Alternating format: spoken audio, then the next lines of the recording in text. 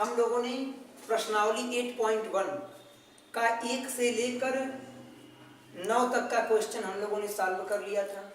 आज के क्लास में प्रश्नावली 8.1 का लास्ट क्वेश्चन मतलब 11वां क्वेश्चन हम लोग सॉल्व करेंगे। इसके पहले जो 10वां क्वेश्चन था उसको भी हम लोग सॉल्व कर चुके हैं।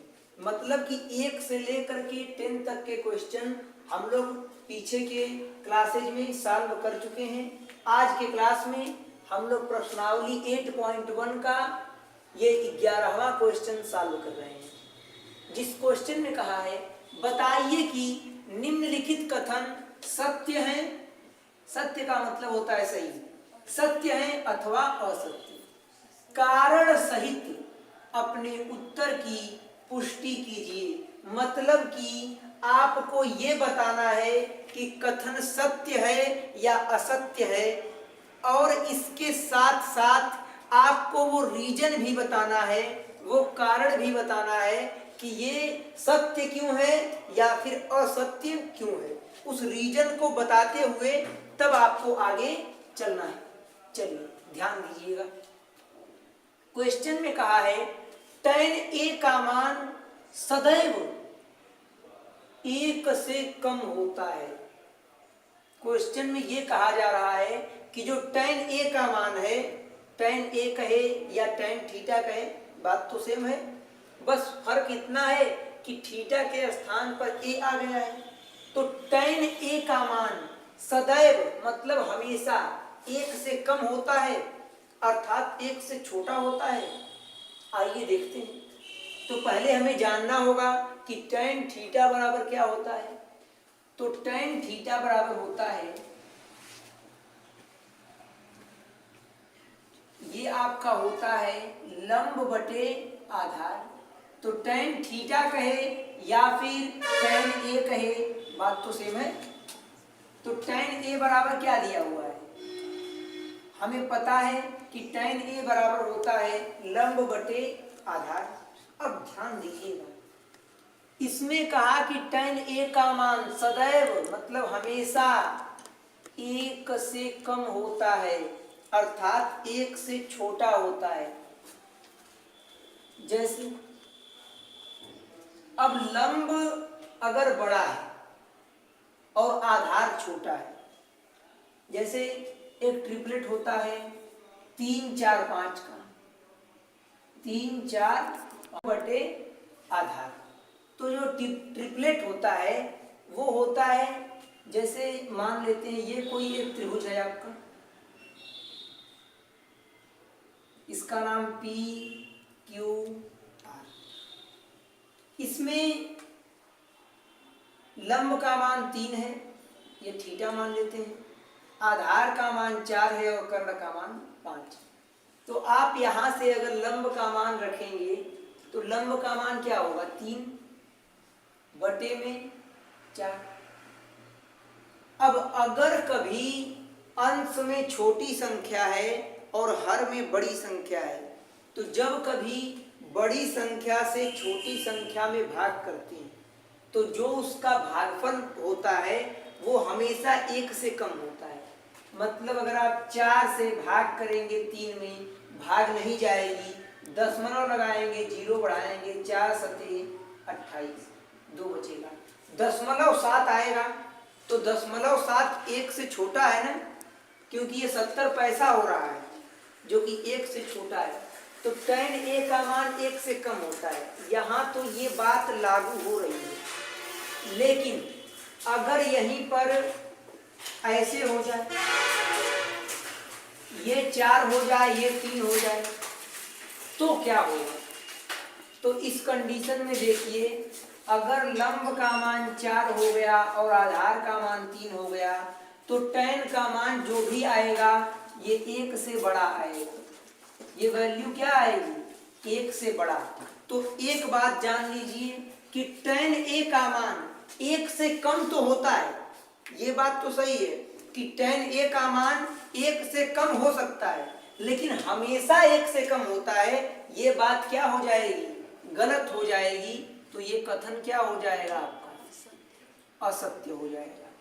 ये कथन जो है ये आपका असत्य हो जाएगा, ये गलत हो जाएगा। आगे देखिए, क्यों? क्योंकि इसमें कहा है tan a का मान हमेशा 1 से कम होता है। ऐसी कोई बात नहीं है, tan a का मान हमेशा 1 से कम नहीं होता है। क्यों? क्योंकि tan थीटा बराबर होता है लंब बटे आधार, तो कभी कभी लंब आधार से बड़ा होता है। अगर लंब का मान आधार के मान से बड़ा होगा तो उसको काटने पर जो भी वैल्यू आएगी वो 1 से बड़ी आएगी। जैसे आप जानते होंगे इस ट्रिपलेट को, 5, 12, 13, मतलब आधार का मान 5, लंब का मान 12 और कर्ण का मान 13। यहाँ पर आप tan थीटा का मान निकालिए। लंब का मान कितना है यहाँ पे 12 बटे आधार का मान कितना है 5, काटिए 5 दूनी के 10, 5 चौक को 20, 2.4 आया ना tan का मान। 2.4 क्या है, 1 से बड़ा है कि नहीं बड़ा है? बड़ा है, मतलब ये बात क्या हो गई, गलत हो गई। तो tan a का मान 1 से छोटा भी हो सकता है और 1 से बड़ा भी हो सकता है। लेकिन यहाँ क्या कह रहा है, यहाँ तो क्वेश्चन में ये कह रहा है कि tan a का मान सदैव, मतलब हमेशा 1 से कम होता है, जो कि असत्य है। अगले क्वेश्चन पे आते हैं।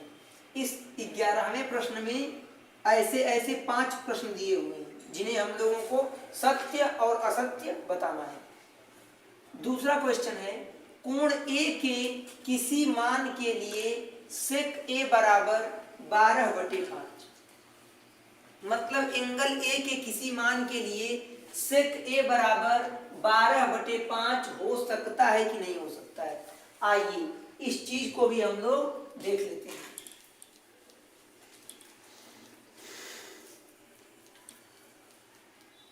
पहले हम जानेंगे कि sec a बराबर होता क्या है। sec a बराबर, तो sec a कहिए या sec थीटा कहिए, फार्मूला सेम रहेगा, कर्ण बटे आधार। कर्ण बटे आधार। आपको पता है कि किसी भी समकोण त्रिभुज में जो कर्ण होती है वो बड़ी भुजा होती है। जो कर्ण होती है वो बड़ी भुजा होती है, तो कर्ण का मान बड़ा है, तो कर्ण जो भी होगा वो हमेशा आधार से क्या होगा, बड़ा होगा। तो कर्ण का मान अगर कहीं 12 है और आधार का मान 5 है, तो कर्ण हमेशा, ये जो कर्ण है ये हमेशा बड़ा होता है, किससे, आधार से। और यहां पर देखिए कर्ण का मान बड़ा है आधार के मान से, मतलब कि ये चीज पॉसिबल है, ये ऐसा हो सकता है कि sec थीटा बराबर 12/5 हो सकता है, क्योंकि कर्ण का मान आधार के मान से बड़ा होता है। तो लिखेंगे कथन क्या है, सत्य। क्या है ये, सत्य है। अब क्वेश्चन में कहा है cos a, कौन, cos a कोण a के कोसेकेंट के लिए प्रयुक्त एक संक्षिप्त रूप है। रुक जाइए, कोण a के कोसेकेंट के लिए प्रयुक्त एक संक्षिप्त रूप है। इसका मतलब ये क्वेश्चन में कह रहा है कि जो cos a है ये कोसेकेंट a का शॉर्ट फॉर्म है, तो नहीं, ऐसा बिल्कुल नहीं है। मैंने आपको सभी त्रिकोणमितीय अनुपात के पूरे नाम लिखवाए हैं, जिसमें cos a का पूरा नाम क्या होता है, कोसाइन नाम होता है, और कोसेकेंट किसका नाम होता है, ये कोसेक का नाम होता है। और इस क्वेश्चन में क्या कह रहा है, इस क्वेश्चन में ये कह रहा है कि जो cos a है ये कोसेकेंट a के लिए प्रयुक्त संक्षिप्त रूप है। नहीं, जो कोसेकेंट होता है इसका संक्षिप्त रूप क्या होता है, कोसेक होता है। कोसेकेंट का शॉर्ट फॉर्म कोसेक होता है, कॉस नहीं होता।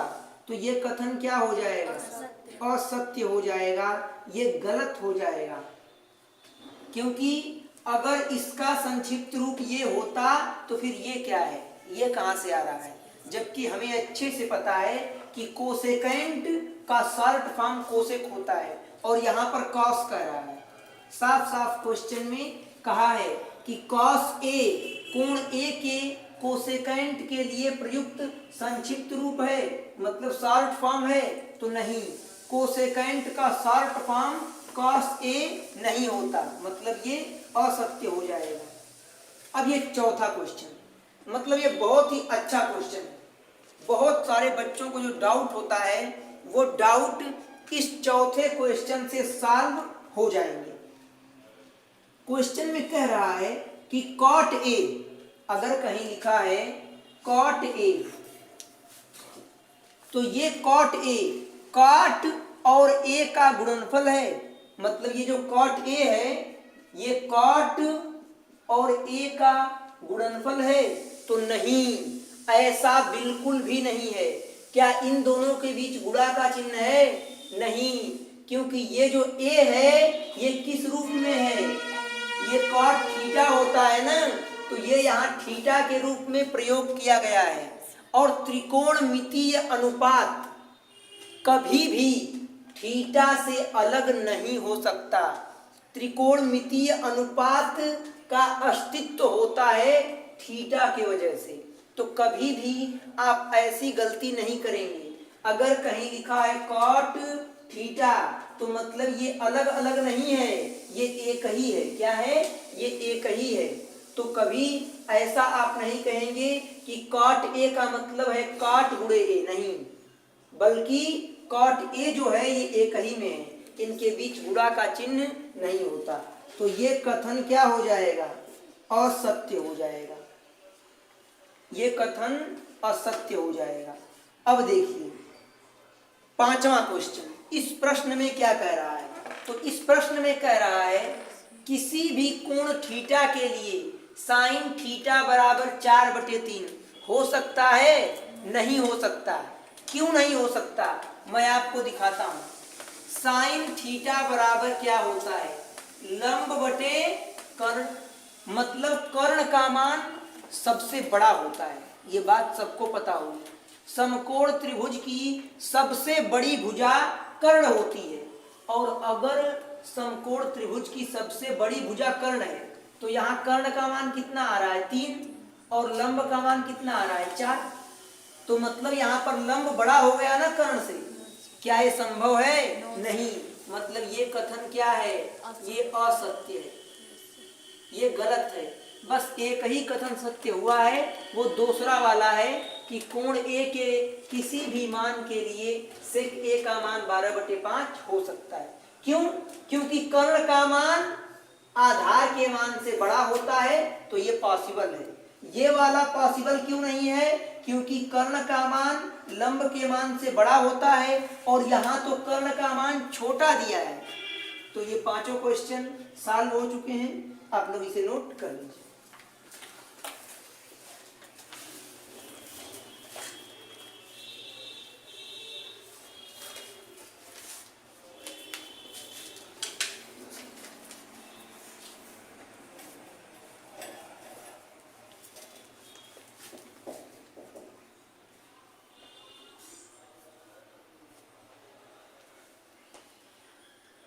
पहले हम लोगों ने प्रश्नावली 8.1 के 1 से लेकर के 11 तक प्रश्नावली 8.1 में जितने भी क्वेश्चन दिए थे सभी क्वेश्चन को हम लोग सॉल्व कर चुके हैं।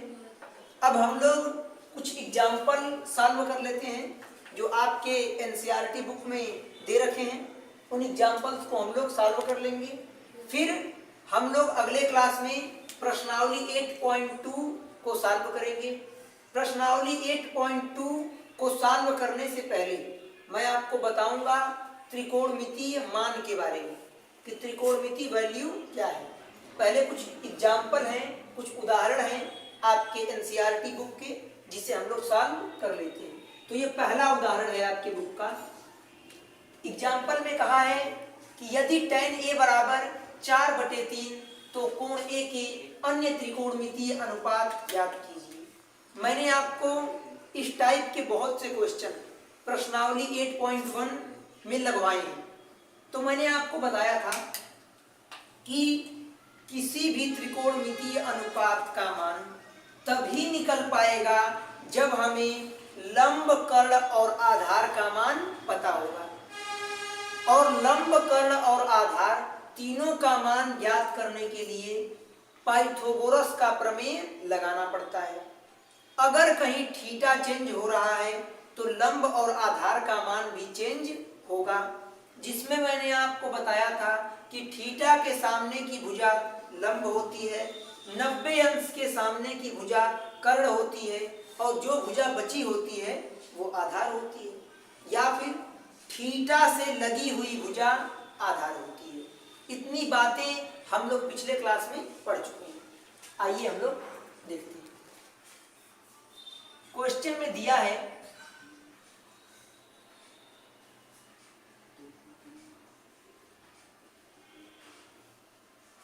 tan A बराबर 4/3।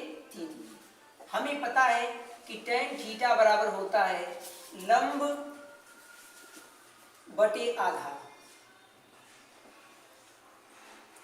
इतना बात हमें पता है। ये बराबर में क्या है, 4/3। तो इसे हम कह सकते हैं A/B कहिए या A संबंधे B कहिए, बात तो सेम है। अगर दो चीजें आपस में बटा के रूप में हैं, भाग के रूप में हैं, तो उन्हें हम अनुपात के रूप में लिख सकते हैं। तो ये लंब और आधार का जो अनुपात दिया हुआ है, ये दिया है 4/3। और जहां अनुपातिक राशि होती है वहां कोई न कोई वेरिएबल लगाना पड़ता है, क्योंकि अनुपात जो होता है वो किसी बड़ी संख्या से टूटकर बना होता है। तो उस बड़ी संख्या को हम फाइंड कैसे करेंगे, कोई न कोई वेरिएबल लगाना पड़ेगा। तो यहाँ हम के मान लेते हैं। क्या जरूरी है कि आप के मानिए? आप ए मान लीजिए, आप बी मान लीजिए, आप यक्स मान लीजिए, आप कुछ भी मान सकते हैं, क्योंकि अनुपात है तो ये बटे के रूप में होगा, तो के से के कट जाएगा, बात तो वही आने वाली है। लेकिन अगर आप यहाँ पर के नहीं मानते हैं या आप कोई वेरिएबल नहीं मानते हैं, तब भी आपका आंसर एकदम एग्जैक्ट और सटीक आंसर आएगा। आंसर में कोई त्रुटि नहीं होगी। लेकिन जो एग्जामिनर आपकी कॉपी चेक कर रहा होगा, उसके पास एक एक्चुअल रीजन होगा आपका नंबर काटने का, तो एग्जामिनर आपका 1 या 2 नंबर वहां पे काट सकता है। चलिए, ये लंब और आधार का अनुपात 4K और 3K दिया हुआ है। अनुपात में मैंने आपको बताया है कि पहला वाला पहले वाले का मान होता है और दूसरा वाला दूसरे वाले का मान होता है। तो यहाँ पर लंब का मान क्या हो जाएगा, ये हो जाएगा 4K, और आधार का मान हो जाएगा 3K। अब कर्ण का मान निकालना है तो हमें पाइथागोरस का प्रमेय लगाना पड़ेगा। तो tan A बराबर 4/3 है, तो हम लोग एक ऐसे फिगर बना लेते हैं, समकोण त्रिभुज। इसको मान लेते हैं A, B और C। क्वेश्चन में कहा है tan A बराबर 4/3। tan थीटा से अगर आप इसकी तुलना करेंगे, किससे, tan थीटा से, तो थीटा के प्लेस पे कौन आएगा, A। मतलब A को क्या मानना पड़ेगा, थीटा मानना पड़ेगा। A को हमें थीटा मानना पड़ेगा। तो थीटा के सामने की भुजा लंब होती है, ये लंब हो जाएगी। लंब का मान कितना है, 4K, ये 4K हो गया। थीटा से जुड़ी हुई भुजा आधार हो जाएगी, आधार का मान 3K दिया है, ये 3K हो चुका है। अब कर्ण का मान निकालना है तो लिखेंगे त्रिभुज ABC में पता है कि कोई 2 भुजा दी होती है और तीसरी भुजा का मान निकालना होता है, तो वहां पर पाइथागोरस का प्रमेय यूज होता है। तो हम लोग लिखेंगे त्रिभुज ABC में पाइथागोरस प्रमेय से, पाइथागोरस प्रमेय से, पाइथागोरस का प्रमेय क्या होता है, कर्ण का स्क्वायर बराबर लंब का स्क्वायर प्लस आधार का स्क्वायर। इसके पहले प्रश्नावली 8.1 में हम लोग ऐसे बहुत से क्वेश्चन को सॉल्व कर चुके हैं। कर्ण का मान हमें ज्ञात करना है। कर्ण का स्क्वायर बराबर लंब का मान क्या दिया है? लंब का मान दिया है 4k, तो ये 4k स्क्वायर हो जाएगा, प्लस आधार का मान 3k, तो ये 3k स्क्वायर। कर्ण का स्क्वायर बराबर 4 का स्क्वायर 16 और ये k स्क्वायर, प्लस 3 का स्क्वायर 9 और ये k स्क्वायर। हमें कर्ण के स्क्वायर का मान नहीं चाहिए, हमें तो कर्ण का मान चाहिए, तो स्क्वायर हटाना होगा, और जब स्क्वायर हटाते हैं तो हमेशा करड़ी लग जाती है, तो ये बराबर के इधर करड़ी लग जाएगी।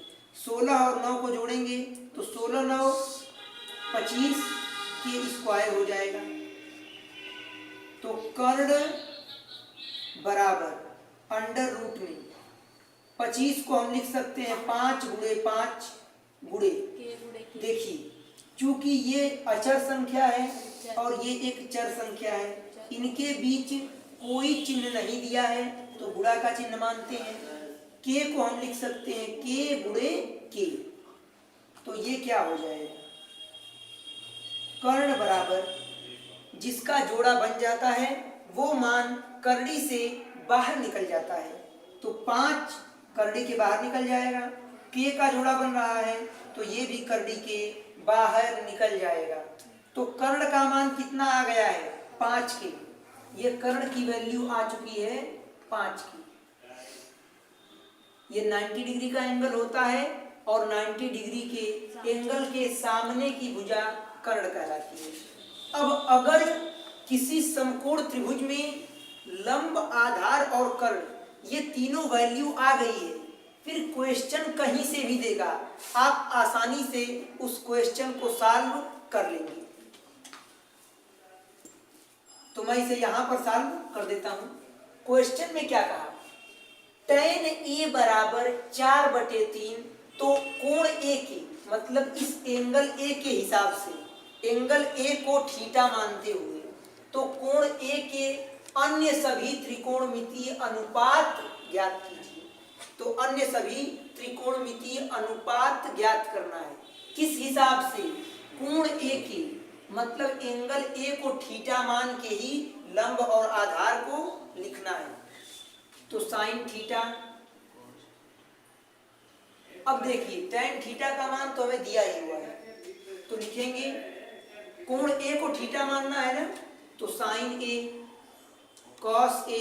tan a का मान ऑलरेडी हमें पता है, और अगर आप यहाँ tan a लिख देंगे तब भी यही वैल्यू आएगी। cot a sec a, ये रहा आपका कोसेक a। साइन थीटा बराबर होता है लंब बटे कर्ण, ये होता है आधार बटे कर्ण। tan का मान क्वेश्चन में दिया हुआ है, तो cot का मान हो जाएगा आधार बटे लंब, ये हो जाएगा कर्ण बटे आधार, और ये हो जाएगा कर्ण बटे लंब। चलिए बस वैल्यू रखेंगे, आंसर आ जाएगा।